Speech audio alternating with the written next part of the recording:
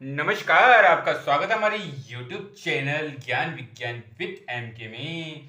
तो हम जानते हैं जिस प्रकार हम पढ़ रहे हैं बेसिक साइंस सामान्य ज्ञान विज्ञान, उसमें हम जो टॉपिक पढ़ रहे हैं मोशन का पढ़ रहे हैं, गति का पढ़ रहे हैं। तो हम क्या पढ़ रहे थे? Physical quantity of motion.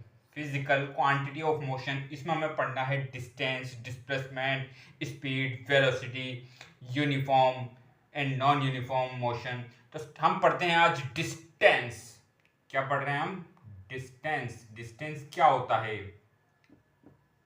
Distance, ठीक है। डिस्टेंस क्या है? देखिए आप, the actual path length travel by an object is called distance. क्या मतलब हुआ उसका? कोई ऑब्जेक्ट या कोई बॉडी किसी, ठीक है, किसी पाथ पर ट्रेवल यानी यात्रा कर रही है, तो जिस पाथ पर वह ट्रेवल करता है उस पाथ की लेंथ,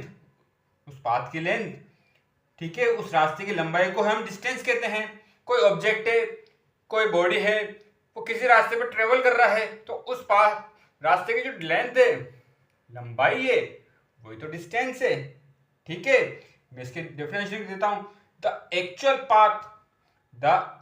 पाथ लेंथ, ऑब्जेक्ट, जो कोई ऑब्जेक्ट है, बॉडी, उसको ट्रेवल करता है, इसका distance. The actual path length, देखो पाथ लेंथ आ रही है, मतलब रास्ते की लंबाई। एक ऑब्जेक्ट कितने रास्ते की ट्रेवल कर रहा है, उस रास्ते की लंबाई को हम क्या कहते हैं? डिस्टेंस कहते हैं। इसमें कुछ पॉइंट्स हैं, इसको भी हम नोट डाउन कर लेते हैं। पहला पॉइंट क्या कहता है? ये स्केलर क्वांटिटी है। कौन सी क्वांटिटी है? ये स्केलर क्वांटिटी है। मीन्स इसमें क्या है? मैग्नीट्यूड तो है, पर डायरेक्शन की इतनी रिक्वायरमेंट नहीं है। ठीक है, मैग्नीट्यूड तो होगा, डायरेक्शन की इतनी नहीं है। जैसे 20 किलोमीटर, हमें ये नहीं देखना ईस्ट है वेस्ट है। 20 किलोमीटर हमने चला, इसकी यूनिट किसमें हो सकती है? इसके एसआई यूनिट क्या है? देखिए सेकंड पॉइंट आता है एसआई यूनिट। अब देखो इसके एसआई यूनिट जो है मीटर। क्या है? मीटर।